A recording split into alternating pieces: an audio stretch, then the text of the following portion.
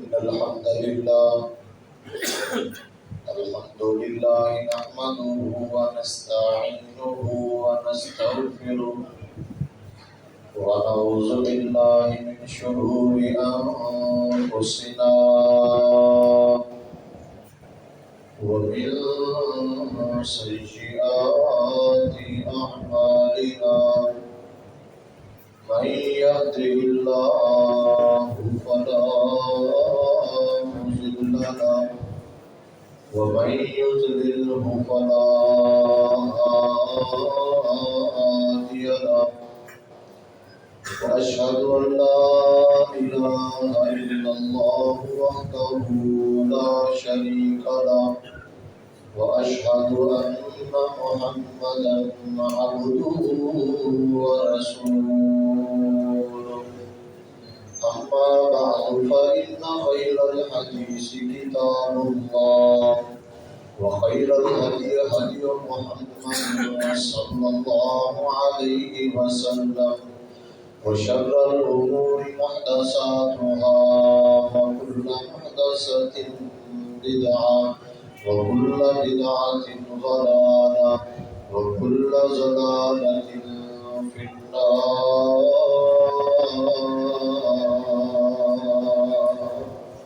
اللهم صل على محمد وعلى آل محمد كما صليت على إبراهيم وعلى آل إبراهيم إنك حميد مجيد.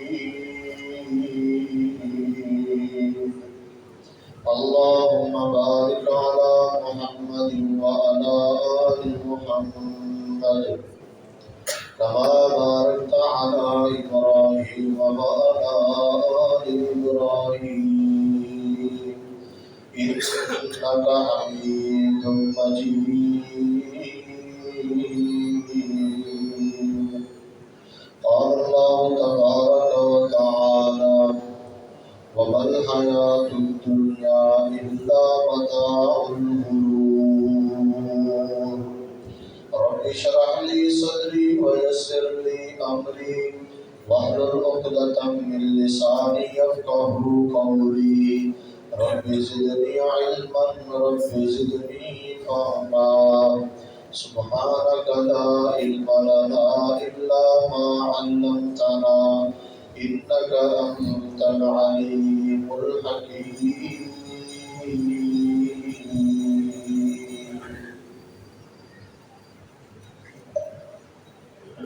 ماں قسم کی حمد و ثنا اللہ رب العالمین کی ذات پاک کے لیے خاص ہے، جو اس کائنات کا خالق مالک داتا اور رازق ہے، پوری کائنات کو بنانے والا ہے، انسان کو اس کے اندر بسانے والا ہے۔ وہی رب ہے جس کے ہاتھ میں موت و حیات کا نظام ہے۔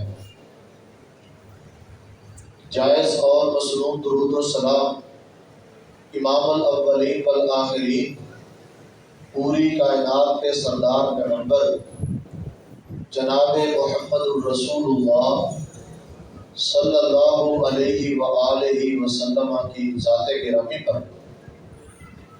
ذی وقار معزز سامعین و سامعات، گزشتہ خطبات سے آپ لوگوں کو معلوم ہے کہ نبی مکرم جناب محمد الرسول اللہ صلی اللہ علیہ وآلہ وسلم کی وفات کے حوالے سے ہم بات کر رہے ہیں۔ نبی مکرم صلی اللہ علیہ وسلم نے جس طرح کہ میں نے اس بات کی وضاحت کی تھی کہ اپنی وفات سے قبل جس سال نبی مکرم صلی اللہ علیہ وسلم فوت ہوئے ہیں، آپ نے اپنی دینی سرگرمیاں تیز کر دی تھی۔ بہت سارے کام ان کو سمیٹنے کی طرف نبی مکرم صلی اللہ علیہ وسلم نے توجہ دی، اور پھر حجۃ الوداع کے موقع پر دین اسلام کی تکمیل کی خوشخبری آپ علیہ السلام کو سنائی گئی، اس کے بعد صحابہ کرام بھی یہ بات معلوم کر چکے تھے کہ اب رسول اللہ صلی اللہ علیہ وسلم دنیا کے اندر ہمارے درمیان نہیں رہیں گے۔ اس دوران نبی علیہ السلام نے چند ایسی وصیتیں اور اپنی امت کو چند ایسی نصیحتیں فرمائی ہیں جن پر عمل کرنے کے ساتھ اس امت محمدیہ کا جہاں پر بھلا ہے وہیں پر ان کے لیے وہ کامیابی بھی ہے۔ مثلاً چند وصیتیں پچھلے خطبہ کے اندر میں نے آپ کے سامنے رکھی تھی۔ نبی صلی اللہ علیہ وسلم نے اپنی اس مرض الموت کے اندر صحابہ کرام کو ایسی نصیحتیں فرمائی، ان میں سے ایک نصیحت یہ بھی تھی کہ مجھے دنیا سے جانے کے بعد جس چیز کا اپنی امت پر سب سے زیادہ خدشہ ہے وہ دنیا داری ہے، آخرت سے بے رغبتی اور دنیا داری کی طرف رجحان۔ آپ نے فرمایا میں اس چیز کو تمہارے بارے میں خوف محسوس کرتا ہوں، ڈر محسوس کرتا ہوں کہ میرے دنیا سے جانے کے بعد میری امت کے اندر دنیا کے اندر رغبت بڑھ جائے گی، دنیا داری عام ہو جائے گی، لوگ دنیا کے خواہش مند ہو جائیں گے اور دنیاوی مفادات، دنیاوی مقاصد اور منافع جو کہ ایک عارضی حیثیت رکھتے ہیں یہ لوگوں کے اندر عام ہو جائے گا۔ اس کے ساتھ ساتھ آپ نے ایک نصیحت یہ بھی فرمائی کہ مشرکین کو جزیرۃ العرب سے باہر نکال دو، ان کو جزیرۃ العرب میں نہیں رکھنا۔ اسی طرح نبی صلی اللہ علیہ وسلم نے یہ وصیت بھی فرمائی کہ وفود آنے والے مہمان جس طرح میں نے اپنی زندگی کے اندر ان کا اکرام احترام کیا ہے، ان کا خیال رکھا ہے، میرے جانے کے بعد ایک مہمان آنے والا جو وفد ہے ان کا اکرام اور احترام اس کو لازم پکڑنا ہے، اس کا خیال کرنا ہے۔ اسی طرح رسول اللہ صلی اللہ علیہ وسلم نے قرآن مجید کے بارے میں بھی وصیت فرمائی کہ میرے جانے کے بعد اس قرآن کو لازم پکڑنا ہے، اس قرآن کو سینے سے لگانا ہے، اس سے محبت کرنی ہے، اس کی تلاوت کرنی ہے، اس کے احکامات پر عمل کرنا ہے۔ اسی طرح نبی مکرم صلی اللہ علیہ وسلم نے یہود و نصارہ پر جاتے ہوئے لعنت بھی فرمائی، فرمایا لعن اللہ الیہود والنصارى اتخذوا قبور انبیائہم مساجدا۔ اللہ یہود و نصارہ پر اپنی لعنتیں برسائے، وہ لوگ ملعون ہیں، لعنتی ہیں جنہوں نے اپنے انبیاء کی قبروں کو سجدہ گاہ بنا دیا، مساجد بنا دیا۔ اسی طرح آپ نے جاتے ہوئے ایک اہم نصیحت یہ بھی فرمائی الصلاۃ وما ملکت ایمانکم۔ آپ نے 3 مرتبہ فرمایا الصلاۃ وما ملکت ایمانکم، نماز کا خیال رکھنا ہے اور اپنے متحد لوگوں کا دھیان رکھنا ہے۔ اور اسی طرح نبی مکرم صلی اللہ علیہ وسلم نے جاتے ہوئے اس دنیا سے رخصت ہونے سے تھوڑی دیر قبل مسواک کی ہے اور مسواک کی اہمیت کو واضح کیا ہے۔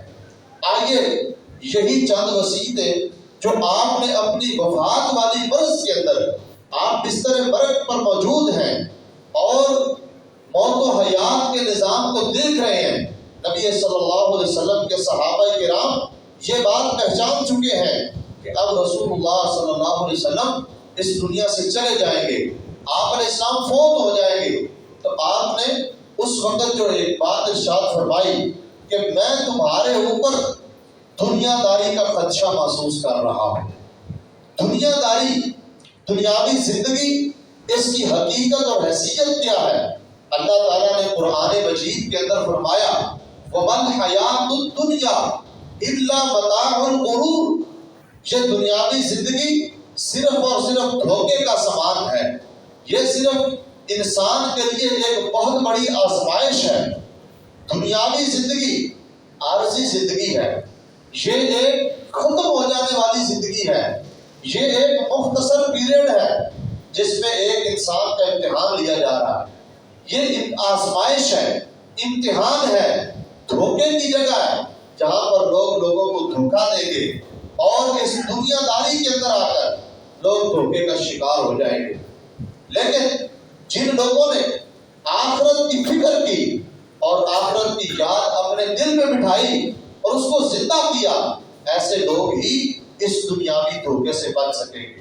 آئیے ذرا جانتے ہیں نبی صلی اللہ علیہ وسلم نے اس دنیاوی زندگی کی حقیقت کیا بیان فرمائی ہے۔ آپ علیہ الصلوۃ والسلام ایک بازار میں جا رہے ہیں، صحیح مسلم کی روایت، بازار کے اندر چلتے جا رہے ہیں، نبی علیہ السلام کے دائیں بائیں آپ کے صحابہ کرام بھی چل رہے ہیں۔ دیکھا ایک بکری کا چھوٹا سا بچہ جس کے چھوٹے چھوٹے کان ہیں، عیبدار بچہ ہے اور وہ مرا پڑا ہے۔ آپ علیہ الصلوۃ والسلام نے اپنے صحابہ کرام سے پوچھا، فرمایا کہ اس بچے کو کوئی 1 درہم کا خریدے گا؟ صحابہ کرام نے فرمایا، اللہ کے نبی یہ تو مر چکا ہے، یہ مردہ ہے، اس کا کوئی فائدہ نہیں ہے، اس کو ہم نے خرید کے کیا کرنا ہے؟ آپ نے فرمایا اس مردہ بچے اور پھر اس کے کان بھی چھوٹے چھوٹے ہیں، فرمایا اس کو کوئی مفت میں لے گا؟ 1 درہم کا نہیں خریدنا چاہتا، مفت میں کوئی لے گا؟ صحابہ کرام نے کہا، اللہ کے نبی ہم اس کو مفت بھی نہیں لیں گے، اپنے پاس اس کو مفت بھی نہیں رکھ سکتے، اس لیے کہ یہ ایک مرا ہوا ہے، اگر یہ زندہ بھی ہوتا تب بھی ہم اس کو نہ حاصل کرتے، نہ لیتے، اس لیے کہ یہ عیب دار ہے، اس کے چھوٹے چھوٹے کان ہیں، یہ عیب زدہ جانور ہے، عیب زدہ یہ بکری کا بچہ ہے، ہم اس کو حاصل نہ کرتے۔ رسول اللہ صلی اللہ علیہ وسلم نے فرمایا کہ جس طرح تمہارے نزدیک اس ایک بکری کے مردہ بچے کی حیثیت ہے، اللہ کے نزدیک اس دنیا کی حیثیت بالکل اسی طرح ہی ہے۔ اس دنیا کی حیثیت اللہ کے ہاں، اللہ تعالیٰ کی نظر میں اسی طرح ہے جس طرح ایک بکری کے مردار بچے سے تم نفرت کر رہے ہو اور تمہارے نزدیک اس کی حیثیت 1 ٹکے کے برابر بھی نہیں ہے، مفت بھی تم اس کو نہیں رکھنا چاہتے، اللہ کے ہاں اس دنیا کی حقیقت بالکل اسی طرح ہے۔ بلکہ ایک اور حدیث کے اندر نبی صلی اللہ علیہ وسلم نے فرمایا ایک بکری کے بارے میں، یہاں ایک بکری کے بچے کے بارے میں ہے، دوسری حدیث جو مسند احمد کے اندر ہے، فرمایا جس طرح ایک مردار بکری کی حیثیت تمہارے نزدیک ہے، اللہ کے نزدیک دنیا کی حقیقت ایسے ہی ہے۔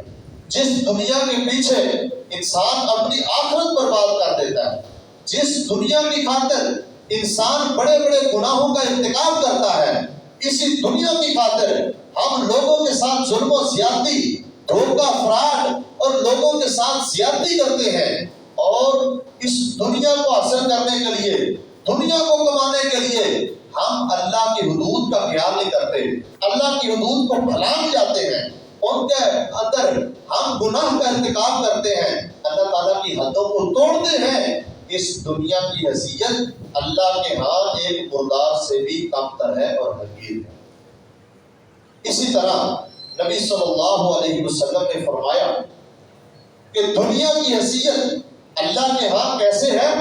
فرمایا کہ تم اپنی ایک انگلی سمندر کے پانی میں ڈالو، سمندر کے اندر ڈالو اور پھر اپنی انگلی کو باہر نکال لو، یہ جتنا پانی تمہاری انگلی کے ساتھ لگا ہے یہ دنیا ہے، اور وہ پورے کا پورا سمندر یہ آخرت ہے۔ اللہ کے نزدیک اس دنیا کی حیثیت اللہ کی نظر میں ایسے ہی ہے جس طرح تمہاری انگلی کو لگنے والا تھوڑا سا پانی ہے، حقیر سا پانی ہے، جس نے سمندر کے اندر ایک ذرہ برابر بھی کمی نہیں کی۔ اللہ کے ہاں آخرت ایسے ہے جیسے یہ پورا سمندر ہے، اور دنیا کی حیثیت وہی ہے جو تمہارے ہاتھ کو، تمہاری انگلی کو لگنے والا پانی ہے۔ یہ نبی صلی اللہ علیہ وسلم نے اس دنیا کی حقیقت بیان فرمائی۔ اللہ تعالیٰ کے ہاں اس دنیا کی یہ حقیقت ہے جس کے لیے ہم مر مٹنے کے لیے تیار ہو چکے ہیں، جس کے پیچھے دن رات میں اور آپ لگے ہوئے ہیں، جس کو حاصل کرنے کے لیے، کمانے کے لیے اور اس کی آسائش کے لیے ہم پتہ نہیں کیا کچھ کرتے ہیں، کتنی اللہ کی حدوں کو بھلانگتے اور پامال کرتے ہیں، اللہ کے ہاں اس دنیاوی زندگی کی حیثیت کچھ بھی نہیں ہے۔ ایک اور حدیث نبی مکرم صلی اللہ علیہ وسلم نے فرمایا کہ اگر اس دنیا کی حیثیت اللہ کی نظر میں ایک مچھر کے پر کے برابر بھی ہوتی تو اللہ اس دنیا کے اندر کسی بھی کافر کو، بے ایمان کو، کسی بھی اسلام کے دشمن کو ایک گھونٹ بھی پانی کا نہ پلاتا۔ اگر اللہ کے نزدیک اس دنیاوی زندگی کی حیثیت ایک مچھر کے پر کے برابر بھی ہوتی تو اللہ کسی مجرم کو، نافرمان کو، کافر کو ایک گھونٹ بھی پانی کا نہ پلاتا۔ کیا ثابت ہوا کہ دنیاوی زندگی کی حیثیت اللہ کی نظر میں ایک مچھر کے پر کے برابر بھی نہیں ہے۔ یہ ہے اللہ تعالیٰ کی نظر میں اللہ کے ہاں اس دنیا کی حقیقت۔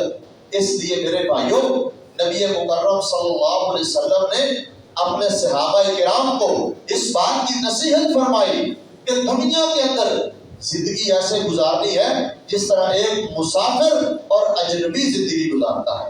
ہمیشہ کا ٹھکانہ نہیں ہے، یہ تھوڑا سا ایک مختصر سا پیریڈ ہے جس کا صحیح علم کسی انسان کو بھی نہیں ہے۔ ایک انسان کو اپنی زندگی کا کچھ پتہ نہیں ہے۔ ایک لمحہ بھر بھی انسان گارنٹی سے نہیں کہہ سکتا کہ میری اتنی زندگی ہے یا میرا اتنا وقت باقی ہے، یہ اللہ کو معلوم ہے۔ اور نہ ہی ہم یہ کہہ سکتے ہیں کہ ابھی ہمارا بچپن ہے، پھر لڑکپن آئے گا، پھر جوانی آئے گی، اور پھر جناب ادھیڑ عمر آئے گی، پھر بڑھاپا آئے گا، اور پھر جا کر موت آئے گی۔ ایسا نہیں ہے، یہ اللہ کا قانون ہے، یہ اللہ تعالیٰ کا نظام ہے۔ اللہ بہت سارے لوگوں کو بچپن کے اندر موت کر دیتا ہے، بہت سارے لوگوں کو جوانی میں اپنے پاس بلا لیتا ہے، کتنے ہی لوگ اور اکثریت بڑھاپے کے اندر اللہ کے ہاں پہنچ جاتی ہے۔ اس لیے میرے بھائیوں، دنیاوی زندگی کی یہ حیثیت ہے۔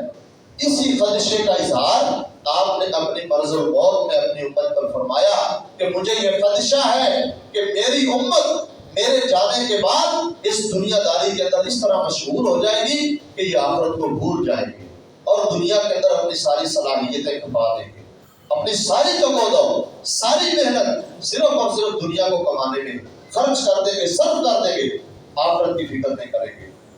دوسرے نمبر پر آپ صلی اللہ علیہ وسلم نے فرمایا مشرکین کو جزیرۃ العرب سے نکال دو۔ مشرکین مکہ، ان لوگوں نے رسول اللہ صلی اللہ علیہ وسلم کو آپ کی زندگی میں اس قدر تکالیف پہنچائی، دین اسلام کے اتنے زبردست قسم کے دشمن، کتنے بار کے کتنی جنگیں نبی صلی اللہ علیہ وسلم کے خلاف لڑی۔ جب مکہ فتح ہو گیا اور مکہ کے اندر بھی اسلام پھیل گیا اور اس کے بعد مسلمانوں کی فتوحات کا اور اس کے ساتھ ساتھ اسلامی سلطنت کا پھیلاؤ وسیع تر ہوتا چلا گیا، تو نبی صلی اللہ علیہ وسلم نے فرمایا کہ ان کو جزیرۃ العرب سے نکال دینا، ان کو یہاں نہیں رکھنا، حتیٰ کہ وہ یہود و نصارہ کو بھی نبی صلی اللہ علیہ وسلم نے مدینہ سے جلا وطن کر کے خیبر کے علاقے میں بھیج دیا، وہاں رہے۔ اور جب حضرت عمر رضی اللہ تعالیٰ عنہ کا زمانہ آیا، انہوں نے نبی صلی اللہ علیہ وسلم کی اس خواہش پر عمل کرتے ہوئے یہود و نصارہ کو جزیرۃ العرب سے نکال دیا۔ جب مسلمانوں کا قبضہ مضبوط ہو گیا، مسلمانوں کی سلطنت وسیع ہو گئی، تو حضرت عمر رضی اللہ تعالیٰ عنہ نے ان لوگوں کو ملک بدل کر دیا، جزیرۃ العرب سے نکال دیا۔ اور اسی طرح نبی صلی اللہ علیہ وسلم نے ایک وصیت یہ بھی فرمائی کہ مہمانوں کا اکرام اور احترام اسی طرح کرنا ہے جس طرح میں کرتا ہوں۔ نبی صلی اللہ علیہ وسلم مہمان آنے والا وہ مسلمان ہے یا کافر ہے، ایک مہمان ہے، ایک وفد کی شکل میں آیا ہے، نبی صلی اللہ علیہ وسلم اس کا اکرام کرتے تھے، احترام کرتے تھے، خیال کرتے تھے۔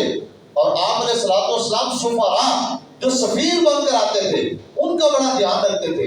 آپ لوگوں نے ایک بڑا معروف واقعہ سن رکھا ہے، سمامہ بن اسال نبی صلی اللہ علیہ وسلم کا سخت ترین دشمن ہے، ابھی مسلمان نہیں ہوئے، اور اتنی نفرت کہ اپنے خیالات کا اظہار اس طرح کرتا ہے کہ آپ کا چہرہ مجھے ساری دنیا کے چہروں سے سب سے زیادہ ناپسند لگتا ہے۔ اتنی نفرت نبی صلی اللہ علیہ وسلم نے اپنے اعلیٰ اخلاق کا مظاہرہ کیا، اس کو مسجد نبی کے اندر ستون کے ساتھ رکھا اور آپ روزانہ اس کی خیریت دریافت کرتے رہے۔ بالآخر جب اس نے صحابہ کرام کو دیکھا، رسول اللہ کے اخلاق کو دیکھا، متاثر ہو کر کلمہ پڑھ کر اسلام قبول کر لیا، مسلمان ہو گیا۔ نبی صلی اللہ علیہ وسلم کا تو قیدیوں کے ساتھ یہ سلوک ہے جس کو صحابہ پکڑ کر لے آئے۔ آپ علیہ الصلوۃ والسلام کی حدیث ہے، فرمایا من کان یؤمن باللہ والیوم الآخر فلیکرم ضیفہ، جو بندہ اللہ پر اور آخرت کے دن پر ایمان رکھتا ہے اس کو اپنے مہمان کی عزت کرنی چاہیے، اپنے مہمان کا اکرام کرنا چاہیے۔ مہمانوں کی بے عزتی کرنا، مہمانوں کے ساتھ اچھا سلوک نہ کرنا، ان کے ساتھ برا برتاؤ کرنا، یہ ایک مسلمان بندے کی علامت نہیں ہے۔ ایک مسلمان جو اپنے آپ کو مسلمان کہلواتا ہے، آخرت کے دن پر ایمان رکھتا ہے، اس کا یہ حق بنتا ہے۔ اور یہ بات رسول اللہ صلی اللہ علیہ وسلم نے 3 مرتبہ ارشاد فرمائی کہ مہمانوں کی عزت کرنا یہ اس بندے کا کام ہے جو اللہ پر اور آخرت کے دن پر ایمان رکھتا ہے۔ کیا مانا؟ ایک مسلمان کا حق بنتا ہے کہ وہ اپنے آنے والے مہمان، آنے والا وفد یا کوئی بھی اس طرح آنے والا ہے اس کا احترام کرے، اس کا اکرام کرے، اس کے ساتھ اچھا برتاؤ کرے۔ اسی طرح رسول اللہ صلی اللہ علیہ وسلم نے قرآن مجید کے بارے میں وصیت فرمائی۔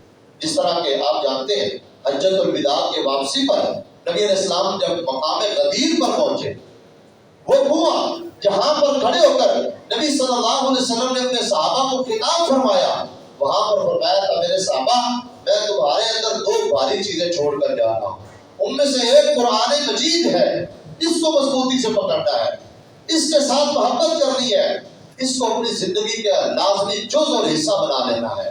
قرآن مجید یہ اتنی عظیم کتاب جہاں پر یہ قرآن مجید ہماری رہنمائی کرتا ہے، ہمارے لیے ایک درست راستہ متعین کرتا ہے، وہیں پر یہ قرآن مجید ہمارے لیے ہدایت کا سبب اور اس کے ساتھ ساتھ نجات کا سبب ہے۔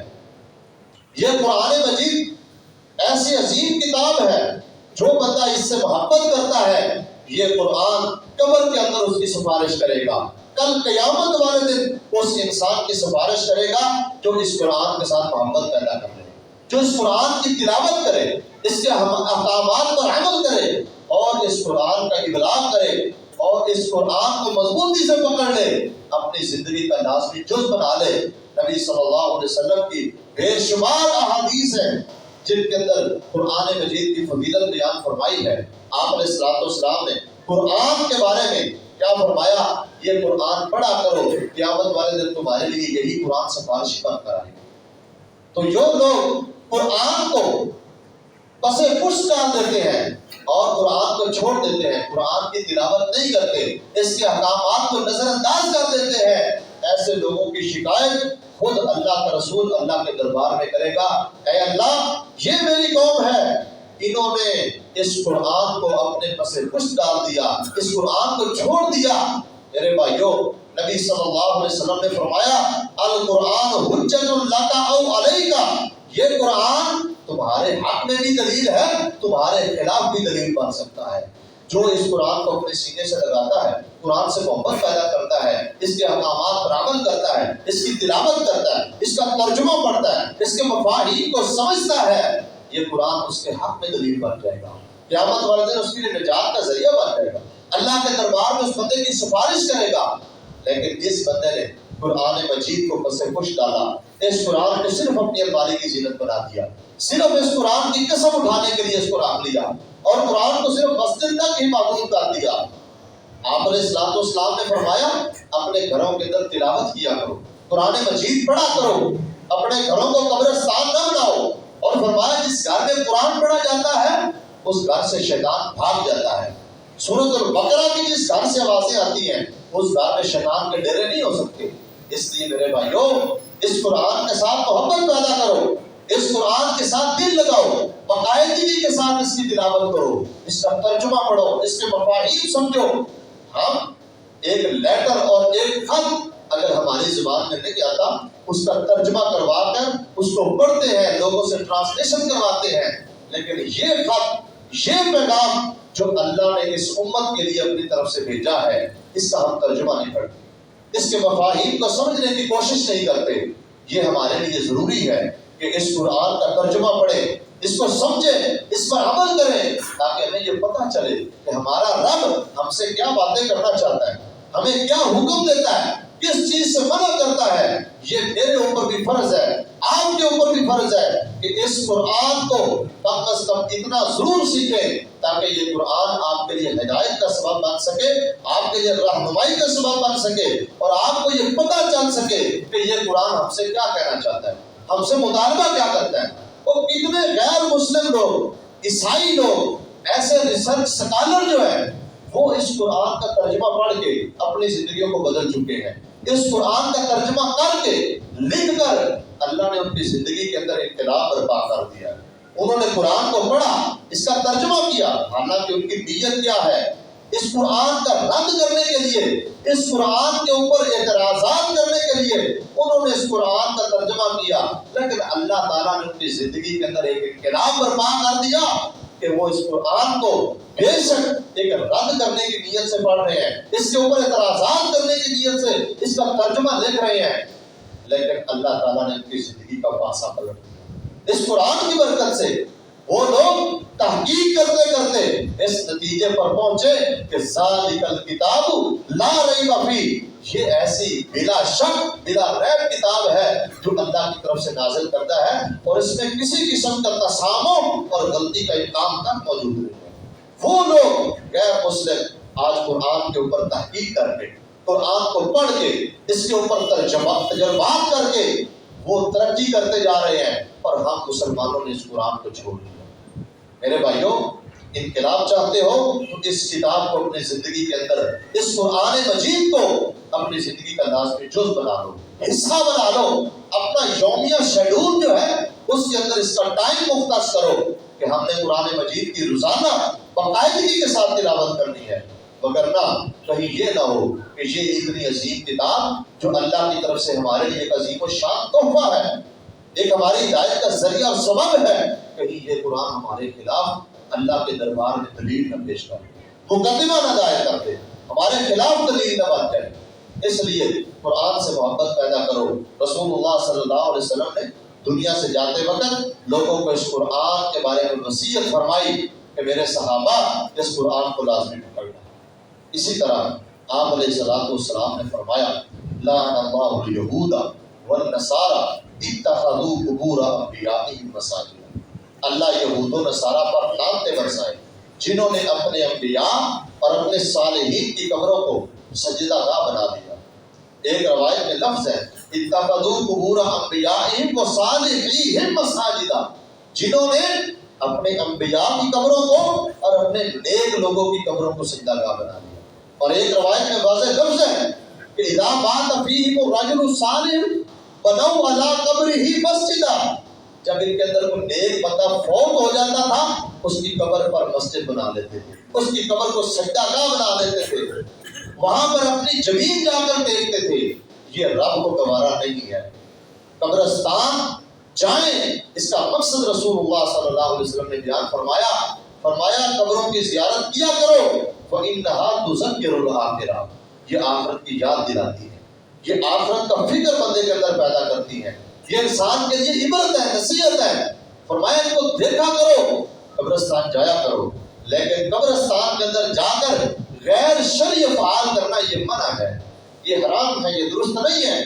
اس کی اجازت ہمارے پیارے پیغمبر جناب محمد رسول اللہ صلی اللہ علیہ وسلم نے نہیں دی۔ اس لیے میرے بھائیوں، آج امت کا کافی سارا حصہ اس بیماری کے اندر مبتلا ہو چکا ہے۔ قبرستان جاتے ہیں، فویلا کرتے ہیں، آہو پکار کرتے ہیں، اس سے نبی پاک نے منع فرمایا۔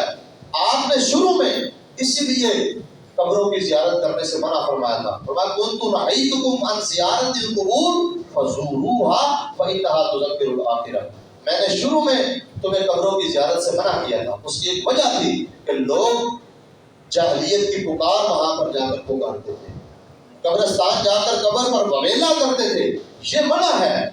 قبرستان جانے کا طریقہ کیا ہے؟ آپ قبرستان جائیں، ان لوگوں کے لیے دعا کریں جو لوگ وہاں پر پڑے ہیں، قبر کی زیارت کریں، قبر کو دیکھیں اور وہاں پر کھڑے ہو کر اس کے لیے دعا کریں۔ یہ نصیحت ہے۔ اس کے علاوہ قبرستان جا کر کوئی بھی کام کرنا، وہاں پر قرآن پڑھنا، وہاں پر سجدے کرنا، وہاں پر اپنی حاجتیں مانگنا، اس چیز کی اجازت اللہ تعالیٰ نے نہیں دی۔ اور آپ علیہ الصلوۃ والسلام نے اسی بات سے اپنی امت کو خبردار کیا ہے، ڈرایا ہے کہ تم نے یہود و نصارہ والا طریقہ اختیار نہیں کرنا۔ اور آپ علیہ الصلوۃ والسلام نے اپنی امت کو خبردار کرتے ہوئے فرمایا لا تجعلوا، بلکہ اللہ سے دعا کی، اے اللہ لا تجعل قبری وثنا یعبد، میری قبر کو بت گاہ، سجدہ گاہ نہ بنانا کہ کہیں لوگ میری قبر پر آ کر وہ عبادت شروع کر دیں، حاجتیں اور مرادیں مانگنا شروع کر دیں۔ یہ منع ہے۔ اور آج بھی اللہ کے نبی صلی اللہ علیہ وسلم کی یہ دعا اللہ نے قبول فرمائی اور پیارے پیغمبر کی قبر کو ان خرافات سے محفوظ رکھا ہے۔ اور اللہ تعالیٰ ایسے لوگوں کو سلامت رکھے، ان کو زندہ رکھے جو لوگ رسول اللہ صلی اللہ علیہ وسلم کی قبر پر اس طرح کی خرافات سے منع کرتے ہیں، روکتے ہیں، ٹوکتے ہیں۔ تو اس طرح کی کسی بھی بزرگ، کسی بھی ولی، کسی بھی نیک انسان، کسی بھی نبی کی قبر پر جا کر ایسے افعال کرنا یہ غیر شرعی ہے، منع ہے اور یہ گناہ ہے۔ اور اگر کوئی شخص سجدہ کی عبادت کر لیتا ہے تو وہ ایک ایسے گناہ کا ارتکاب کرتا ہے، شرک کا ارتکاب کر بیٹھتا ہے جو ناقابل معافی جرم ہے، جس کو رسول اللہ صلی اللہ علیہ وسلم کی احادیث کی روشنی میں اور قرآن کی روشنی میں یہ کہا گیا ہے کہ اللہ نے یہ معاف نہیں کرنا۔ اس لیے میرے بھائیوں قبرستان جائیں، عورتیں بھی قبرستان اگر جانا چاہتی ہیں تو وہ جا کر وہاں بویلا نہ کریں۔ اگر کوئی عورت قبرستان جا کر بویلا کرتی ہے، بین کرتی ہے اور وہاں جا کر شور ڈالتی ہے، اونچی آواز سے روتی ہے، ایسے کام کرتی ہے، تو ایسی عورت کے بارے میں نبی صلی اللہ علیہ وسلم نے فرمایا لعن اللہ زبارات القبور، ایسی عورتیں جو بہت زیادہ قبروں پر جاتی ہیں اور جا کر وہاں بویلا کرتی ہیں، اللہ نے ان کو پر لعنت فرمائی ہے۔ ایسی خرافات سے بچے۔ یہ قبریں انسان کو آخرت کی یاد دلاتی ہیں، انسان کی زندگی کے لیے نصیحت ہے۔ اس طرح کے کام کرنا یہ قبروں پر منع ہے۔ اور نبی صلی اللہ علیہ وسلم نے منع کیا ایجسس القبر، کہ قبر کو پکا بنایا جائے، وَأَن يُبْنَى عَلَيْهِ، اور اس کے اوپر عمارت بنائی جائے، کنبہ بنایا جائے، اس سے منع فرمایا، وَأَن يُقْعَدَ عَلَيْهِ، اور اس کے اوپر مجاور بن کر بیٹھنے سے نبی پاک نے منع فرمایا۔ تو قبر کو بنانا، اس کو پختہ بنانا اور اس کے اوپر مجاور بن کے بیٹھنا اور جناب اس کے اوپر کنبے بنانا، عمارتیں بنانا، یہ منع ہے۔ آپ علیہ الصلوۃ والسلام نے اپنی امت کو اس سے منع فرمایا۔ یہ سب غیر شرعی کام ہے، حرام ہے، اس چیز کی اجازت ہماری شریعت نہیں دیتی۔ اس لیے قبر کے بارے میں تو نبی صلی اللہ علیہ وسلم نے سیدنا علی رضی اللہ تعالیٰ عنہ کو کیا فرمایا، جاؤ جا کر قبرستان کے اندر جو ایک بالش سے اونچی قبر نظر آئے اس کو برابر کر دو، اس کو مٹا دو، اس کو برابر کر دو۔ تو قبرستان قبر کو جو ہے نا وہ ایک شرعی طریقے سے بنانا چاہیے اور اس کو عبرت اور نصیحت کے لیے ہی انسان کو اس کی زیارت کرنی چاہیے، نہ کہ اس طرح کا ماحول پیدا کر لیا جائے۔ اللہ تعالیٰ معاف فرمائے، آج کل قبرستان اور بڑے بڑے درباروں پر، قبروں پر کیا کچھ نہیں ہو رہا، اللہ کی بغاوتیں ہو رہی ہیں، شرک تک ہو رہا ہے، اور وہاں پر فحاشی، بے حیائی اس قدر عام، اختلاط مرد و زن، عورتیں مرد اکٹھے ایک ہی جگہ پر جاتے ہیں اور اس طرح کے کام غیر شرعی کرتے ہیں، جس کے واقعات آئے روز آپ لوگ سنتے رہتے ہیں۔ تو یہ ایک بہت بڑا ایسا جرم ہے جو اللہ کے عذاب کو دعوت دینے والا ہے۔ اس چیز سے پرہیز کرنا ہر انسان کے اوپر لازم ہے، اور کسی بھی قبر کے اوپر سجدہ کرنا وہ تعظیمی ہے تو وہ حرام ہے، اگر عبادت کی نیت سے کیا ہے تو وہ شرک ہے جس کو اللہ تعالیٰ نے معاف نہیں کرنا۔ اور آخری بات جو نبی صلی اللہ علیہ وسلم نے فرمائی، الصلاۃ وما ملکت ایمان، لوگوں آپ علیہ الصلوۃ والسلام اس طرح برق پر موجود ہیں اور چند ہی لمحے بعد نبی صلی اللہ علیہ وسلم کی روح پرواز کر رہی، آپ نے آخر میں دو یہ بات ارشاد فرمائی، ایک مسواک کی اور دوسری یہ بات ارشاد فرمائی کہ لوگوں نماز کا خیال کرنا۔ میرے بھائیوں نماز کے حوالے سے کئی مرتبہ میں آپ کے سامنے گزارشات رکھ چکا ہوں۔ نماز دین اسلام کا ایک ایسا اہم ترین جز ہے، جس دین کے اندر نماز نہیں ہے اللہ کے ہاں مقابلے قبول نہیں ہے۔ نبی صلی اللہ علیہ وسلم کے پاس کچھ لوگ آئے، فرمایا ہم سارے کے سارے دین پر عمل کرنا چاہتے ہیں، ہمیں ذرا تھوڑا اس نماز کے بارے میں رخصت دی دیجیے۔ آپ نے اپنا ہاتھ پیچھے کر دیا، آپ نے ان کی بیعت نہیں کی. فرمایا جس دین کے اندر نماز نہیں ہے وہ دین نہیں ہے. اور یہ نماز یہ اس قدر اہم دین اسلام کا جز ہے, ستون کی حیثیت رکھتا ہے. اگر نماز کو اس دین سے خارج کر دیا جائے تو دین اسلام کی عمارت قائم نہیں رہ سکتی. اس لیے یہی نماز ہے کہ انسان بالغ ہونے سے قبل اللہ کے نبی نے تعلیم دی ہے کہ اپنے بچوں کو نماز کا حکم دو. جب 10 سال کی عمر تک پہنچ جائے تو نماز کے بارے میں سختی کرو, سزا دو. تو بالغ ہونے سے قبل اس نماز پر اتنی سختی کی جا رہی ہے. آج معاشرہ پورے کا پورا بمشکل 2 یا 3% لوگ نمازی ہیں. وگرنہ آپ دیکھ رہے ہیں اس مسجد کے قرب و جوار میں کتنے گھر ہیں, کتنے افراد بستے ہیں, اور آپ دیکھ لیں کتنے لوگ نماز پڑھنے کے لیے آتے ہیں, کتنے لوگ نمازی ہیں, کتنے لوگ نماز ادا کرتے ہیں. تو پھر ہم رونا روتے ہیں, یہ ہمارے گھروں میں برکتیں نازل نہیں ہوتی, رحمتیں نازل نہیں ہوتی, گھروں میں سکون نہیں ہے. نبی صلی اللہ علیہ وسلم کا طریقہ تو یہ تھا کہ جب بھی کوئی پریشانی والا معاملہ ہوتا سیدنا بلال کو بلاتے, فرماتے اذان دو, نماز پڑھیں اور سکون حاصل کریں. فرمایا جعلت قرۃ عینی فی الصلاۃ, یہ نماز اللہ نے میری آنکھوں کی ٹھنڈک اس نماز کے اندر رکھ دی ہے. اگر اپنی زندگی کے اندر سکون چاہتے ہو, رزق کی فراوانی چاہتے ہو اور خوشی خوشی کے ساتھ یہ زندگی بسر کرنا چاہتے ہو تو خود بھی اور اپنے گھر والوں کو نماز کے بارے میں سختی کرو. اللہ نے قرآن مجید کے اندر بے شمار مقامات پر فرمایا ہے کہ تم اپنے جو ہے نا وہ گھر والوں کے بارے میں تم سے پوچھا جائے گا. اور آج دنیا داری نے اس قدر غافل کر دیا, نماز پڑھنے کا ہمارے پاس ٹائم نہیں, 100 بہانہ ہمارے پاس موجود ہے, ہر ہم کام کر لیتے ہیں لیکن نماز نہیں پڑھتے.